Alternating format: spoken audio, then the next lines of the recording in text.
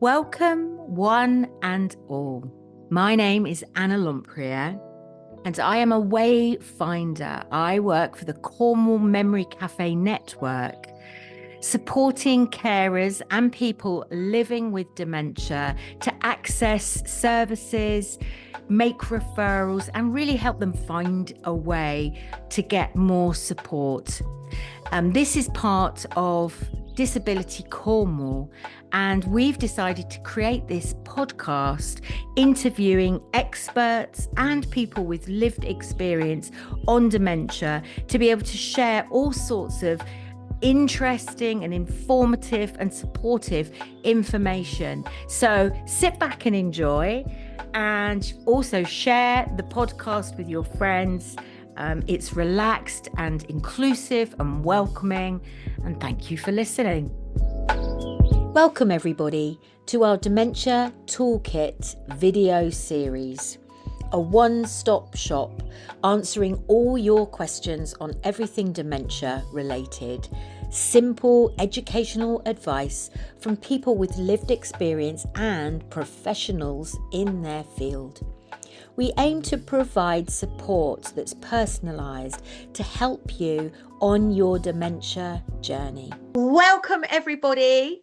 My name is Anna Lempriere, and I am the podcast creator for the Cornwall Memory Cafe Network as part of Disability and Cornwall's Dementia Together offering.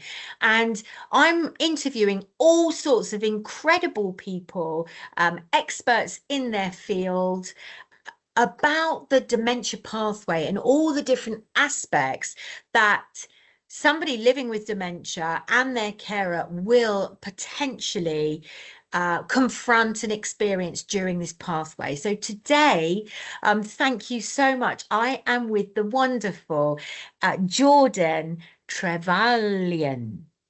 Hello. Hello. And Hello. Jordan is a specialist in bladder and bowel care. And where are you based, Jordan? So our address goes to St Austell Hospital, but we're actually we cover the entirety of Cornwall and the Isles of Scilly also. Wow. So and just before we delve into learning more about your specialist subject and how it can support people living with dementia and their carers, how did you get into this work and specialize in this, and how have you found yourself doing this work? So originally I was a community nurse and I worked within one of the teams local to me, and I found that bladder and bowel had such an impact on all of the individuals that we worked with.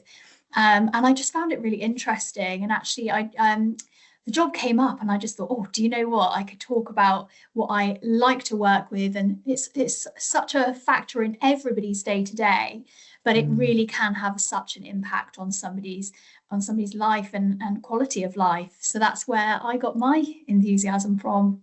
Wow. Really? Wow. And thank you for your time, because I know you are a busy woman. So where should we start then? Can we have an overview? Where would we start with this?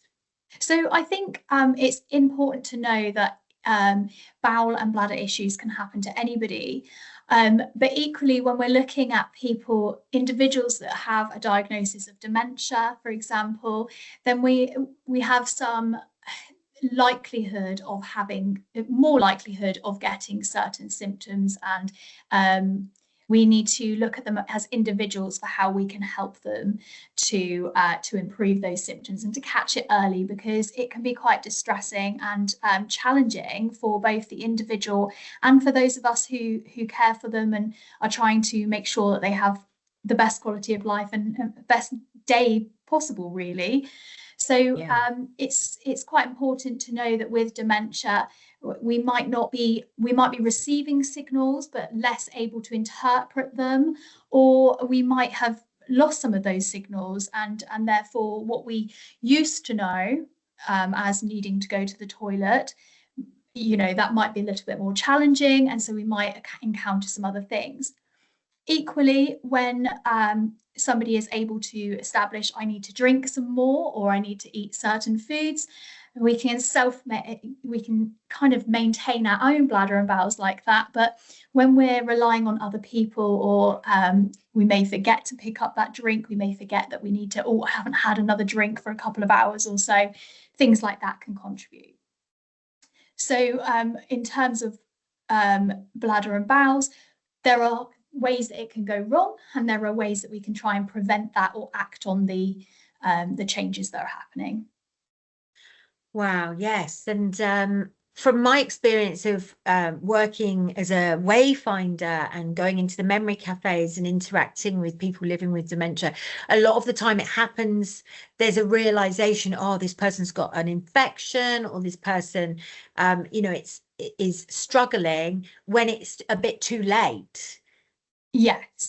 So it's really important to kind of pick up on these factors and these symptoms that might be occurring quite early on, to try and prevent as opposed to cure ultimately, because we know that with things like constipation or urinary tract infections, that can really impact cognitive function and how somebody feels, or just their behavior. And you might just notice that they're not themselves. That might be one of the first factors. And I think it's important to act on those feelings that they're just not who they normally are, or acting how they normally are.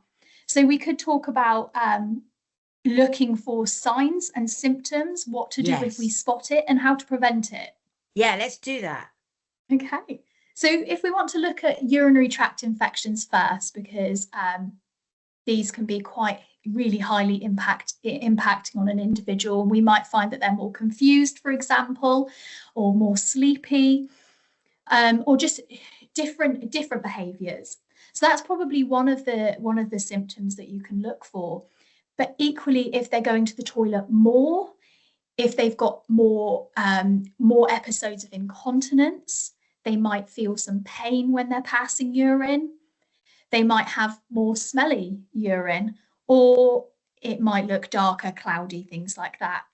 Okay. Equally, they might have some lower stomach pain, and it looks different for everybody. So they might get some of these symptoms, they might not get, others.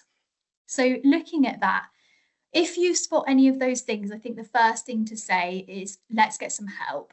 So first line would be speaking to your GP within hours. Within working day hours. If that's not possible, and as it always happens, it's at the weekend, but you're really quite concerned about that person, then I would say contact 111. Okay. But if that person has, because other symptoms might be fever, they might be generally feeling unwell, you might get other symptoms of infection as well. So if you're really concerned, and you're really concerned about that person's health and safety, then you would obviously ring 999 if you were really concerned. Yeah. Other things with people with dementia, when they have urinary tract infections, is they might be more prone to falling. That's a significant impact from infection as well. So obviously we want to prevent anything more harmful happening. Wow. So if we want to look at preventing these things, then actually we're looking at general bladder health. So maintaining good bladder health is really important. So when we look at fluid intake, for example, this is quite tricky, because actually it's often on the person that's caring for this person, or setting reminders for the individual to make sure that we're drinking regularly throughout the day. Looking at about 1,500 to 2,000 mils is our general recommendation, but it is different to every individual based on cardiac history and things like that. So how many cups would that be of drink? Good water? Question. So I always think that a mug is about 300 mils. You can obviously measure your own mug. A good sized mug is about 300 mils. 15.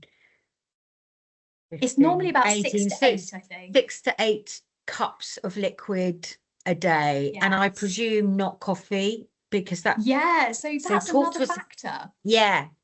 So if we're looking at fluid intake, the really important thing is to think, actually, they need this not just for their bladder health, to reduce the concentration of their urine, to get good flow going, but it also helps to soften stools.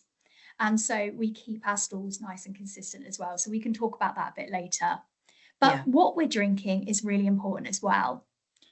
there's lots of things that can be classed as bladder irritants that may be contributing to factors such as frequency, how often you're going for a wee, things like that.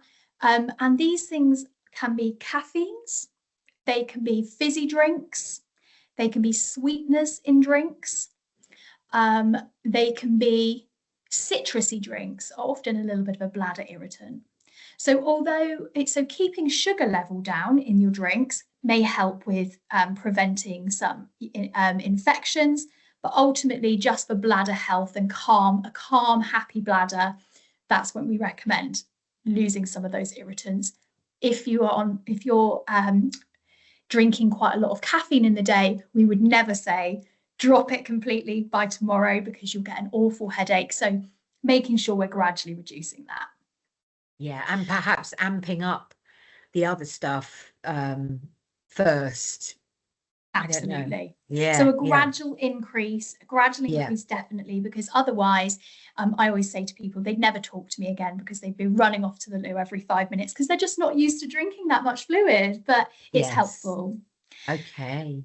That's brilliant. Other thing is with timing. So if we don't realize that we need to go to the toilet and we hold on, for example, it's a great place for bacteria to thrive. And so actually regular timed toileting, every, maximum 3 hours, really, just encouraging to say, look, do you need to pop to the toilet now? That can be quite a helpful thing as well. And if someone's living alone, I mean, I've recently learned that you can program an Alexa or something like that. To say, don't forget to have a drink, don't forget to go to the loo. Yeah, I mean, we all experience that. You look at your watch and you think, oh my goodness, it's been 4 hours since I had a drink and I haven't got to the toilet yet, So yeah, I think it is really handy to have those devices available. And it does mean that we're able to kind of support people without being there all the time, which again promotes their independence with that as well, which is a really real positive.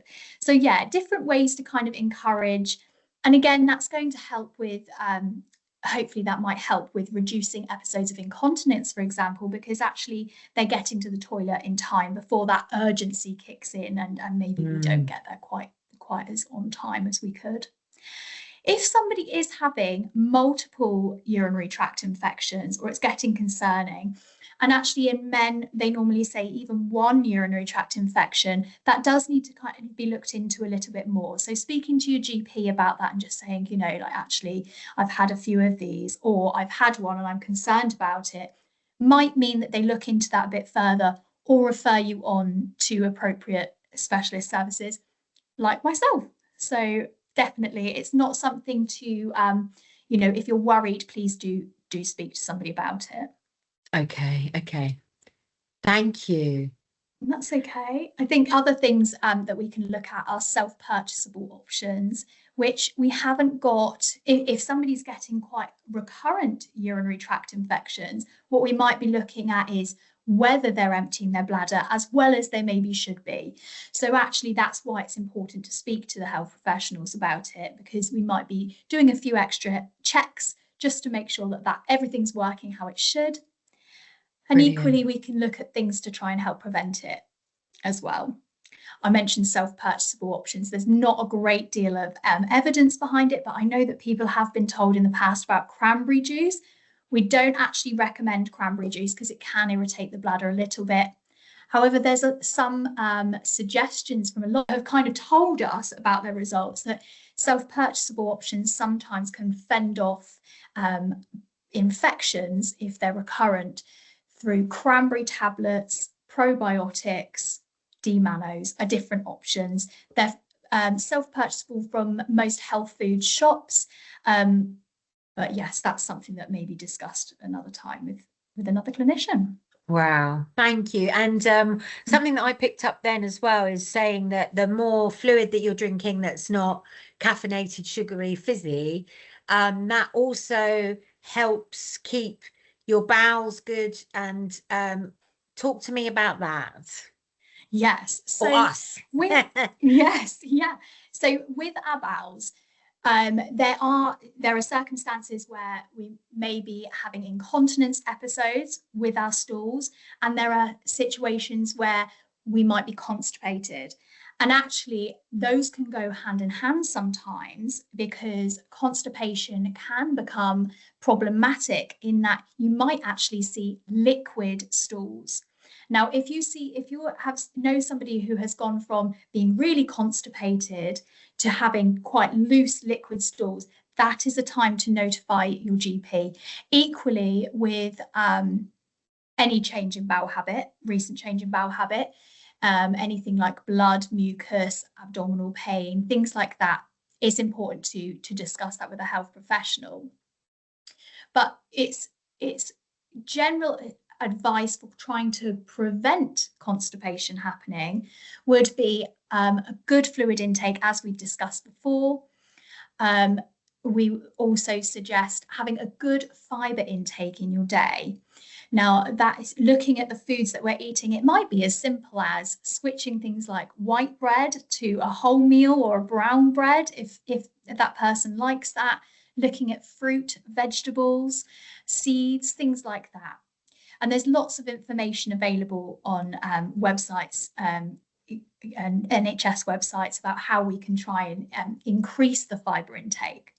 I think it's important to mention, we don't want you to just suddenly increase your fibre intake either, because fibre is amazing, really, because it can both soften your stools and it can bulk you up as well. So we don't want to go too far the other way. All of a sudden, we'll get a bit of abdominal pain from that, and it can be a bit uncomfortable. So making sure we're having a gradual increase alongside a really good fluid intake, because they work hand in hand to make your stools softer. Amazing. And I mean, from some of the conversations I've had with experts around some of the factors amplifying dementia, is definitely nutrition and having that fibre and veg is, and hydration of your brain and all of that is very good. Yeah. And I think, we all know how, if our stomach isn't as good one day, how that can impact your mood as well. So it's really important to be looking at it. And I think what's another way that we can look at really trying to maximize how good our bowels are working is when and how we go to the toilet. So we have a reflex where our bowel starts really working and moving everything along after we put food in our mouth. So this happens to be strongest. Your bowel goes to sleep a little bit, digestion mode overnight. And then in the morning, when you have that cup of coffee and that piece of toast, your bowels switch on and say, let's move everything through. So 20 to 30 minutes after a meal or hot drink, it happens each time, but it's strongest after breakfast, is an ideal time to be going to the toilet. We always say a maximum of 10 minutes. We don't want you hanging around on the toilet for other reasons, obviously, along with comfort. But just seeing, without straining, if now is a good time to open your bowels. Equally, if it's safe, adding a footstool into your routine can change your position completely. And actually, everybody can be thinking about this, I have to say. Changes your position to more of a squatting position, and that can really help ease the process of passing stools. So both prevention and helping with any constipation that might be occurring. That's a great tip. So those kind of, sorry to interrupt, those kind of stools, a lot of them, do you mean something like a stool that we use for children as well to help them?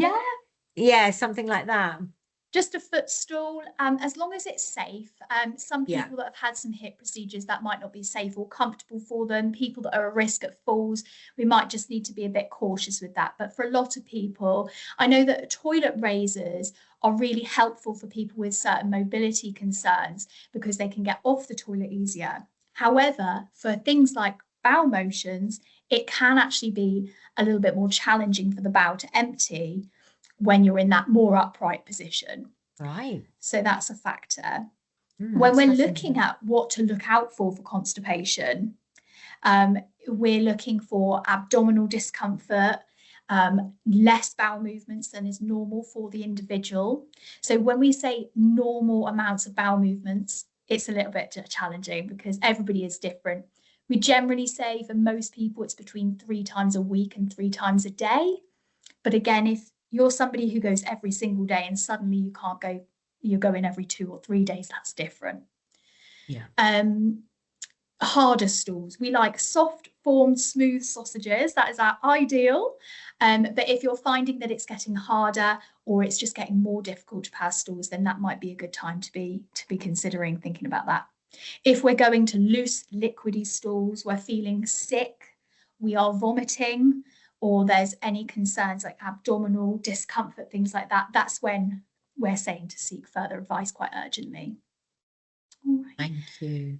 No problem. And then there's obviously laxative options that they may discuss, but we like to look at initially those conservative measures, meals, regular meals. As you can see from when we spoke about the bowel action, regular meals can help with that and get that motion going and the fluids that come along with that. How would people get support and help if they were worried? Like you mentioned, if you were really worried about someone that had a urine infection or was not behaving in the way that their loved one usually does, then you'd get to your GP, you do 111, or if it was late at night or you really couldn't get hold of anyone, then 999 if you were very concerned. I'm wondering, what's my question then? Could you give us some good, so you've given us all the way along some good tips. But if maybe, excuse me, there were 3 things that you could leave us with? Yeah. For overall bladder and bowel health, I would definitely say fluid intake is really important and what you're drinking. If you're unsure about how much an individual or yourself can drink, if you have things like heart conditions or anything like that that's concerning, then definitely just speak to your GP and get their advice to allow you to really work with that as best you can. Thinking about nighttime, if nighttime is problematic, maybe reducing that fluid intake that you're having in the last 2 to 3 hours before you go to bed, just to try and give you a bit of a better night's sleep. If nighttime urinations are a problem, that's something you can also raise as well. My second point would be diet. How often you're eating, so ensuring getting regular meals and the fibre intake and what we're taking in as well, things that can help to soften. So that, again, like we'd said earlier, lots of information on the NHS websites that you can access to really try and, small tweaks sometimes of what it takes to just get that right for your bladder and bowel. Timing as well, I would say, is probably my third point. Not hesitating to act, and equally trying to support however needed with reminders, encouragement, timed toileting for both your bladder and your bowels, really. So with that gastrocolic reflex or the following the meals for your bowel, and at least 3 hours, if we're not feeling the need to urinate, maybe on that 3rd hour going to the toilet to just double check that that's not needed. Amazing. Having that environment to make it more comfortable as well. A warm, nice place to be can really help change perspective, feeling of going to the toilet as well. I wanted to mention as well something that I had missed out for women in terms of their bladder symptoms. Something that can be considered with GP discussions, so then any if they've got any concerns, they can look into that and decide if it's appropriate. But topical estrogen is something that some people find beneficial when it comes to urinary tract symptoms, or equally leakage and urgency symptoms as well. Okay. As we go towards, through and out the other side of menopause, we start to lose our estrogen, and our urogyne system is very reliant on that. And so we might start seeing some problems arise from a lack of estrogen. Thank you so much. That's okay. I could talk forever about it. So I'm hoping I've got the bits I need to in, because I can talk all day about it. So you really have. It's been so informative and really helpful. And you can tell how passionate you are. And you've kept it so that the laywoman here and everyone listening is really understanding everything. And yeah, it's been such a pleasure, Jordan. Thank you for your time. Thank you for having me.